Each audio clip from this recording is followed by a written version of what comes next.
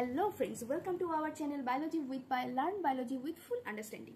আমরা যে 12-এর এমসিকিউ তোমাদের পরীক্ষার জন্য যে পড়াশোনা শুরু করেছিলাম তার আজকে তৃতীয় অংশ।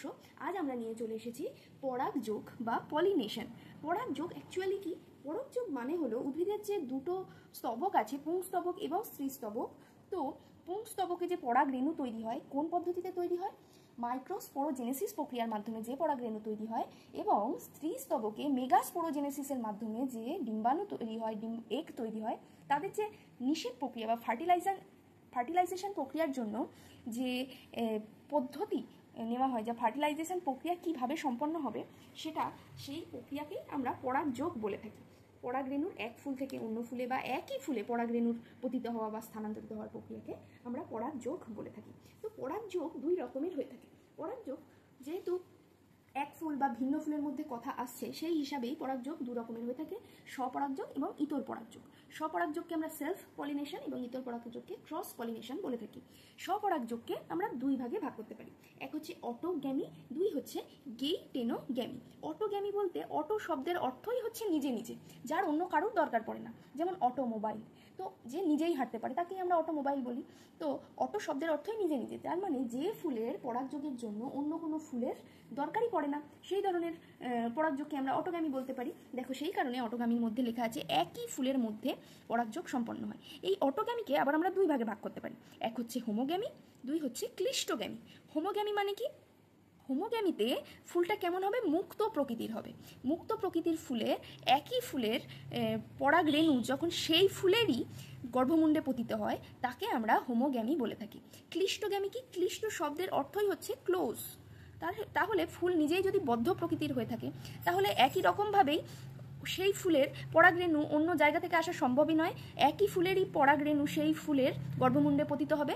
সেই ধরনের পরাগযোগকে আমরা ক্লিষ্টগ্যামি বলে থাকি। উদাহরণ ভেরি ভেরি ইম্পর্টেন্ট। হোমোগ্যামির উদাহরণ মিরাবিলিস জালাপা, বা আমরা সেটাকে 4 o'clock ফ্লাওয়ারও বলে থাকি। এছাড়াও দোপাটি, অক্সালিস, এগুলো হচ্ছে ক্লিষ্টগ্যামির উদাহরণ। এই পড়লাম আমরা স্বপরাগযোগের প্রথম পার্ট, যেটাকে আমরা অটোগ্যামি বলছি। অটোগ্যামি মানে কি? যে নিজেই নিজের পরাগযোগ ঘটাতে সক্ষম, অন্য কোনো ফুলের তার দরকার পড়ে না। গেইটেনোগ্যামি কি? এটাও এক ধরনের স্বপরাগযোগের পদ্ধতি। এখানে কি হচ্ছে? ফুল কিন্তু আলাদা আলাদা হয়ে যাচ্ছে। দেখো, একটা পুরুষ ফুল এবং একটি মহিলা ফুলের দরকার পড়ছে, তার ফলে কি হচ্ছে? কিন্তু গাছটা একই থাকছে। সেম প্ল্যান্টের দুটো ফুলের মধ্যে যখন পরাগযোগ সম্পন্ন হচ্ছে, তখন সেই ধরনের পরাগযোগকে আমরা গেইটেনোগ্যামি বলে থাকি। আমাদের এখানে ইম্পর্টেন্ট কি? একই গাছ কিন্তু ফুল দুটো। তো এটা কোন কোন উদ্ভিদে লক্ষ্য করা যায়? মটর, গম, ধান, লাউ, কুমড়ো প্রভৃতিতে আমরা গেইটেনোগ্যামি লক্ষ্য করতে পারি, একই গাছ কিন্তু দুটি ফুলের মধ্যে। এবার আমরা স্বপরাগযোগের কিছু সুবিধা এবং অসুবিধা, তোমরা টেনেও স্বপরাগযোগ ইতর পরাগযোগের সুবিধা অসুবিধা পড়েছিলে, তো এমনি আমি ছোট করে বলে দিই। স্বপরাগযোগের ক্ষেত্রে কি হয়? নতুন বৈশিষ্ট্য আসার সম্ভাবনা নেই, কিন্তু কি হয়? প্রজাতির বিশুদ্ধতা বজায় থাকে, অনেক পরাগরেণু খরচা হয় না, সংকারায়নের ফলে পিওর লাইন সিলেকশন পাওয়া যায় প্রভৃতি বলতে পারি আমরা। কিন্তু স্বপরাগযোগের প্রচুর ধরনের অসুবিধাও বর্তমান, যেমন নতুন বৈশিষ্ট্য আসে না, অভিযোজনের দিক দিয়ে অনেক ক্ষমতা কম হয় তাদের, বীজের অঙ্কুরোদ্গমন ক্ষমতা হ্রাস পায়, অনাক্রমতা হ্রাস পায়, উন্নততর বৈশিষ্ট্য সৃষ্টি না হয়, উদ্ভিদ দুর্বল প্রকৃতির হয়ে যায়, প্রভৃতি কিন্তু আমরা স্বপরাগযোগের অসুবিধা বলতেই পারি। এবার চলে আসি ইতর পরাগযোগ বা ক্রস পলিনেশন। ক্রস পলিনেশনকে আমরা দুই ভাগে ভাগ করে থাকি, অ্যালোগ্যামি আর জেনোগ্যামি। সচরাচর আমরা ক্রস পলিনেশনকে জেনোগ্যামিই বলতে পারি। সেখানে কি হচ্ছে? দুটি আলাদা আলাদা গাছ, দেখো এই একটা গাছ, এই একটা গাছ, কিন্তু সেই গাছগুলোর প্রজাতি একই হবে। মানে যদি আমি আম গাছ নিয়ে কাজ করি, তাহলে অবশ্যই দুটো গাছই আম গাছই হতে হবে। তো দুটি আলাদা আলাদা গাছের মধ্যে কিন্তু তারা একই প্রজাতির গাছের মধ্যে যদি তাদের ফুলের মধ্যে পরাগরেণুর বিনিময় ঘটে, তখন তাকে আমরা ইতর পরাগযোগ বলে থাকি। অ্যালোগ্যামির উদাহরণ আমরা বলতে পারি ভুট্টা, জেনোগ্যামির উদাহরণ আমরা বলতে পারি তাল ও পেঁপে। অ্যালোগ্যামির ক্ষেত্রে অ্যাকচুয়ালি দুটো একই গোত্রের এবং একই প্রজাতির উদ্ভিদের মধ্যে অ্যালোগ্যামি সম্পন্ন হয়। জেনোগ্যামিতে একই প্রজাতির তো অবশ্যই, কিন্তু দুটি আলাদা গোত্রের বা আলাদা অর্ডারের উদ্ভিদের মধ্যে জেনোগ্যামি সম্পন্ন হয়। এরপর চলে আসি ইতর পরাগযোগের কিছু সুবিধা এবং অসুবিধা। হ্যাঁ, ইতর পরাগযোগের ক্ষেত্রেও অনেক অসুবিধা আছে। ইতর পরাগযোগের ক্ষেত্রে বাহকের দরকার পড়ে, এটা একটা খুব বড় অসুবিধা। প্রচুর পরাগরেণু নষ্ট হয়, মানে প্রচুর পরাগরেণু প্রয়োজন ইতর পরাগযোগের ক্ষেত্রে। ইতর পরাগযোগে প্রজাতির বিশুদ্ধতা নষ্ট হয়, প্রভৃতি অসুবিধা আছে। সুবিধাও তেমন প্রচুর আছে, তেমন নতুন বৈশিষ্ট্য সৃষ্টি হতে পারে, অভিযোজন ক্ষমতা গাছের বাড়ে, ফলন বৃদ্ধি পায়, অঙ্কুরোদ্গমের মাত্রা বেশি হয়, রোগ প্রতিরোধ ক্ষমতা বেশি হয় প্রভৃতি। তো তারপর চলে আসি এই যে ইতর পরাগযোগের ক্ষেত্রে আমাদের কিছু বাহকের দরকার পড়ে। বাহক বাহককে আমরা ইংরেজিতে পলিনেটার বলে থাকি, ইম্পর্টেন্ট শব্দ। বাহকের কিভাবে দরকার পড়ছে, যেহেতু দুটো আলাদা আলাদা গাছ, এই গাছ থেকে এই গাছে পরাগরেণুকে বয়ে নিয়ে যেতে হবে, এই যে বহনের দরকার, সেই জন্য কি দরকার, কেউ না কেউ তো বয়ে দিয়ে আসবে পরাগরেণুকে, না হয় সেটা বাতাস, না হয় জল, না হয় পিঁপড়ে, না হয় মৌমাছি, না হয় প্রজাপতি, না হয় বা মানুষ, কেউ না কেউ তো বয়ে দিয়ে আসবে পরাগরেণুকে। সেই যে পরাগরেণুকে এক ফুল থেকে অপর ফুলে বয়ে দিয়ে আসছে তাকে আমরা বাহক বা পলিনেটর বলে থাকি। এরকম প্রচুর ধরনের ফুল লক্ষ্য করা যায়, যেমন বায়ুপরাগী ফুল। বায়ুপরাগীকে অ্যানিমোফিলি বলা হয়। এই শব্দগুলো ভীষণ ভীষণ ইম্পর্টেন্ট। মোটামুটি তোমাদের 11 থেকে 12 রকমের এই টার্ম আছে, যেগুলো কিন্তু একটু কষ্ট হলেও তোমাদের পড়ে ফেলতে হবে। এরপর আসি জলপরাগী ফুল, যাকে আমরা হাইড্রোফিলি বলা হয়। হাইড্রো শব্দের অর্থই জল। এছাড়াও পতঙ্গ পরাগী, এন্টামোফিলি, পক্ষী পরাগী, অর্নিথোফিলি, বাদুর পরাগী, কাইরপটেরোফিলি, শামুক পরাগী, মেলাকোফিলি, অ্যানথ্রোফিলি মানে মানুষের সাহায্যে যখন হচ্ছে, পিঁপড়ের সাহায্যে যখন হচ্ছে তখন তাকে আমরা মিরমিকোফিলি বলছি, মথের সাহায্যে যখন হচ্ছে ফেলানোফিলি বলছি, মৌমাছির সাহায্যে যখন হচ্ছে তখন তাকে হাইমেনোপটেরোফিলি বলছি, এবং প্রজাপতির সাহায্যে যখন হচ্ছে তখন তাকে আমরা সাইকোফিলি বলছি।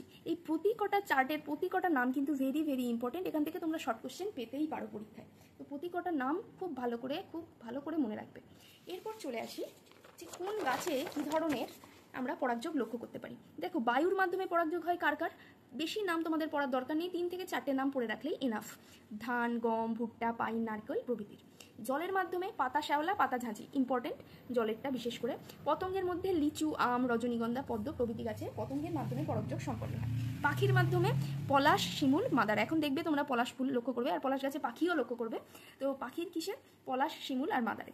শামুকের কিসে, শামুকটাও খুব ইম্পর্টেন্ট। ওল, কচু আর মানকচুতে আমরা শামুকের মাধ্যমে লক্ষ্য করতে পারি। এবার এই যে বিভিন্ন রকম পরাগী ফুল, তাদের কিছু কিছু বৈশিষ্ট্য আমরা পড়াশোনা করতে পারি। দেখো, বায়ু পরাগী ফুলের বৈশিষ্ট্য কি? বায়ু পরাগী ফুল, এদের রেণুগুলি কেমন হবে, হালকা হবে। হালকা তা হতেই হবে, নয়তো তারা বাতাসে উড়বে কি করে? উড়ে তো এক গাছ থেকে আরেক গাছে যেতে হবে, তাহলে অবশ্যই তাকে হালকা হতে হবে, ক্ষুদ্র হতে হবে, মসৃণ হতে হবে, নয়তো উঠতে পারবে না। ফুলগুলো অনুজ্জ্বল প্রকৃতির হবে, বর্ণহীন হবে মানে সাদা রঙের হবে, গন্ধহীন হবে। ফুলে মকরন্দ বা নেকটার অনুপস্থিত। মকরন্দ বলতে ফুলে যে মধু থাকে, তাকে আমরা নেকটার বা মকরন্দ বলে থাকি, সেটি অনুপস্থিত থাকে। প্রচুর পরাগরেণু উৎপন্ন হয়, বাতাসে প্রচুর অপচয় ঘটে, যেহেতু উড়ে যেতে গেলে প্রচুর অপচয় ঘটেই। তো এগুলো হচ্ছে বায়ুপরাগী ফুলের বৈশিষ্ট্য। তোমাদের এখান থেকে স্টেটমেন্ট, অ্যাজাম্পশন দিয়ে কোশ্চেন আসতে পারে, বৈশিষ্ট্য কিন্তু তোমাদের মনে রাখতে হবে। হ্যাঁ, মুখস্থ না করতে হলেও মনে কিন্তু রাখতে হবে। জলপরাগী ফুলের বৈশিষ্ট্য কি? এই ফুলগুলিও অনেকটা বায়ুপরাগীর মতোই হয়, বর্ণহীন হবে, গন্ধহীন হবে, অনুজ্জ্বল হবে। এক লিঙ্গ ফুল লক্ষ্য করা যায় জলপরাগী ফুলের ক্ষেত্রে। এরপর পতঙ্গ পরাগী ফুল, মানে পতঙ্গকে আকৃষ্ট করতে হলে একটা ফুলের মধ্যে কি কি বৈশিষ্ট্য থাকতে হবে? অবশ্যই সেটা গন্ধযুক্ত হবে, সুন্দর, উজ্জ্বল হবে, মানে কালারিং বিভিন্ন ফুল হবে। একটা পতঙ্গকে আসতে গেলে তাকে অবশ্যই ফুলে মধু থাকতে হবে, নয়তো পতঙ্গ তো অ্যাট্রাক্ট হবে না। সেই কারণে বলা হয়েছে মকরন্দযুক্ত হবে। পরাগরেণু কণ্টকযুক্ত এবং আঠালো, চটচটে হতে হবে। চটচটে হবে তবেই পতঙ্গদের পায়ে সেগুলো জড়িয়ে যাবে, তার ফলে অন্য ফুলে যখন গিয়ে বসবে পরাগযোগ সম্পন্ন হবে। সেই কারণে আঠালো হওয়াটা গুরুত্বপূর্ণ। গর্ভমুণ্ড অমসৃণ এবং আঠালো হবে। এবার চলে আসি পক্ষী পরাগী ফুল। পক্ষী পরাগী পাখির চোখে পড়বে তবে তো পাখি গিয়ে বসবে, সেই কারণে উজ্জ্বল হতে হবে এবং বড়, ফুলের আকৃতি বড় হতে হবে। অবশ্যই মকরন্দ থাকতে হবে। পরাগধানীগুলি পক্ষীর খাদ্য হিসাবে গৃহীত হয়। এছাড়াও তোমরা আরও বিভিন্ন রকম ফুলের বৈশিষ্ট্য তোমরা দেখতে পাবে। শামুক পরাগী ফুল, বাদুর পরাগী ফুল প্রভৃতি ফুলের বৈশিষ্ট্য তোমরা বইতে দেখতে পাবে, সেগুলোও একটু রিডিং করে রাখতে পারো। তবে বায়ু পরাগী, জল পরাগী, পতঙ্গ পরাগী আর পক্ষী পরাগী ভেরি ভেরি ইম্পর্টেন্ট। এবার চলে আসি ইতর পরাগযোগের কিছু কৌশল। ইতর পরাগযোগ করার জন্য সব গাছই চায় যে তারা একটু স্মার্ট হোক, একটু তারা অভিযোজনগতভাবে স্মার্ট হোক। সেই কারণে তারা কি চায়, ইতর পরাগযোগ করতে। ইতর পরাগযোগ করার জন্য গাছ নিজেদের মধ্যে কিছু কিছু বৈশিষ্ট্য গ্রো করেছে। সেই বৈশিষ্ট্যগুলো সম্পর্কেই আমাদের এবার পরবর্তী পড়া ইতর পরাগযোগ সংক্রান্ত কিছু কৌশল। 5টি কৌশল তোমাদের জন্য ইম্পর্টেন্ট। এটা যখন বড় পরীক্ষা হতো আগে, সেই সময় এটা 5-এ আসতো। যেহেতু তোমাদের এমসিকিউ পরীক্ষা, তোমাদের জাস্ট টার্মগুলো কি, কোন উদ্ভিদে দেখা যায় এবং ব্যাপারটা কি, অ্যাকচুয়ালি কি হয়, এইটুকু মনে রাখলেই হবে। টার্মগুলো এবং উদ্ভিদের নাম ভেরি ভেরি ইম্পর্টেন্ট। প্রথম নাম হচ্ছে একলিঙ্গতা, কিন্তু ইংরাজি নামগুলো দিয়েই প্রশ্ন আসবে, এটা তোমরা ধরে রাখতেই পারো। ডাইক্লিনি। ডাইক্লিনি মানে কি? উদ্ভিদের ফুলগুলো একলিঙ্গ ফুল হবে। একলিঙ্গ ফুল হলে অবশ্যই তাকে ইতর পরাগযোগই করতে হবে, স্বপরাগযোগ করার কোনো স্কোপই সে পাবে না, যেমন কুমড়ো, পটল, লাউ প্রভৃতি। এবার আসে দ্বিতীয় পয়েন্ট, তাকে আমরা বলছি বিষম পরিণতি বা ডাইকোগ্যামি। ডাইকোগ্যামি কি? বিষম পরিণতি মানে ফুলে যখন পরিণতি পাচ্ছে দুটো টাইমে, একটা ফুলে পুংস্তবক এবং স্ত্রীস্তবক উভয় থাকলেও ধরো যখন পুংস্তবক পরিণত হচ্ছে, ম্যাচিওর হচ্ছে, তখন স্ত্রীস্তবক ম্যাচিওর হয়নি, তাহলে রেণু ছড়ালেও, রেণু আর স্ত্রীস্তবকে পড়লেও ফার্টিলাইজেশন সম্পন্ন হচ্ছে না। আবার যখন স্ত্রীস্তবক ম্যাচিওর হচ্ছে তখন পুংস্তবক ম্যাচিওর হচ্ছে না, তার ফলে পরাগরেণু আর গর্ভমুণ্ডে পতিত হতে পারছে না, তার ফলে স্বপরাগযোগ হওয়া সম্ভব হচ্ছে না। একেই আমরা বিষম পরিণতি বা ডাইকোগ্যামি বলে থাকি। প্রথমেই দেখো পোট্যান্ড্রি, অ্যান্ড্রি শব্দটা এসেছে অ্যান্ড্রোশিয়াম থেকে। অ্যান্ড্রোশিয়াম মানে কি আমরা জানি পুংস্তবক, আর প্রো মানে কি আগে আগে। তাহলে যখন কোনো উভলিঙ্গ ফুলের পুংস্তবক স্ত্রীস্তবকের আগেই পরিণতি প্রাপ্ত হচ্ছে তখন তাকে আমরা পোট্যান্ড্রি বলে থাকি। দেখা যাচ্ছে কিসে? জবাতে আর রক্তদ্রবণে। এবার হচ্ছে প্রোটোগাইনি। গাইনি শব্দটা মানে কি গাইনোশিয়াম থেকে এসেছে, গাইনোশিয়াম মানে স্ত্রী। তো প্রোটোগাইনি মানে কি এইবার কি হচ্ছে, উভলিঙ্গ ফুলের স্ত্রীস্তবকটা পুংস্তবকের আগেই পরিণতি পাচ্ছে, তার মানে আগে ম্যাচিওর হয়ে যাচ্ছে। সেটা কোথায় দেখা যাচ্ছে? চাপাতে আর রজনীগন্ধাতে। এরপর আসি স্বসঙ্গম রোধী, যাকে আমরা ইংরেজিতে হার্কোগ্যামি বলে থাকি। খুবই আসতো আগে পরীক্ষায়, তোমাদের এমসিকিউতে আশা করি এইসব প্রশ্নই দেবে। তো হার্কোগ্যামি কি? হার্কোগ্যামি বলতে বলা হচ্ছে তাদের বহিরাকৃতিতে, স্ত্রীস্তবক আর পুংস্তবকের বহিরাকৃতিতে এমন পরিবর্তন ঘটেছে যার ফলে তাদের স্বপরাগযোগ আর কখনোই ঘটা সম্ভব হচ্ছে না। যার উদাহরণ কি? ঘেঁটু। ঘেঁটু উদ্ভিদে এই ধরনের হার্কোগ্যামি বা স্বসঙ্গম রোধী পদ্ধতি লক্ষ্য করা যায়। এবার আসে আর একটা, যেটাকে আমরা হেটারোমরফিজম বলে থাকি বা অসমরূপতা। সব কটারই ইংরাজি নাম ভেরি ভেরি ইম্পর্টেন্ট। এখানে কি হচ্ছে, পুংকেশর আর গর্ভকেশর অসম দৈর্ঘ্যের। গর্ভকেশর যদি বড় হয়, পুংকেশর হয়তো এরকম ছোট হচ্ছে, যার ফলে গর্ভমুণ্ডের সাথে পরাগযোগ হওয়া সম্ভবই হচ্ছে না। তো এই ধরনের সমস্যা তৈরি হওয়ার ফলে কি হচ্ছে, স্বপরাগযোগ ঘটছে না। সেই জন্য এই পয়েন্টের নাম হচ্ছে কি? অসমরূপতা। অসমরূপতা কোথায় লক্ষ্য করা যাচ্ছে? অসমরূপতা লক্ষ্য করা যাচ্ছে পানমরিচ আর আমডুলে। এরপর আছে সেলফ স্টেরিলিটি বা স্ববন্ধাত্ব। যদি কোইন্সিডেন্টলি কোনো ফুলের পরাগরেণু তার গর্ভমুণ্ডে পতিত হয়ও, তাহলেও ফুল কি করবে? সেই পরাগরেণুকে কার্যকর করবে না ফার্টিলাইজেশনের জন্য। এই ধরনের পরাগযোগকে আমরা, এই ধরনের স্বপরাগযোগ না ঘটে ইতর পরাগযোগ ঘটাকে আমরা স্ববন্ধাত্ব বলে থাকি, যেটা দেখা যায় চাতে আর রাসনাতে। রাসনার বিজ্ঞানসম্মত নামও পরীক্ষায় আসতে পারে, ভ্যান্ডা রক্সবার্গি। রাসনার বিজ্ঞানসম্মত নাম দিয়েও কিন্তু প্রশ্ন হতে পারে। তো এই ছিল আজকে আমাদের সেশন। এর পরের সেশনে আমরা শুরু করব পুংলিঙ্গধরের উৎপত্তি, মানে ডেভেলপমেন্ট অফ মেল গ্যামেটোফাইট, ঠিক পরের লেকচারতেই। তো তোমাদের যদি সত্যিই মনে হয় ক্লাসগুলো ইনফরমেটিভ, তোমাদের প্রয়োজনে বা দরকারে লাগতে পারে, তাহলে প্লিজ চ্যানেলটা সাবস্ক্রাইব করে দিও, ফিডব্যাক দিও, লাইক করে দিও, শেয়ার করে দিও। Thank you.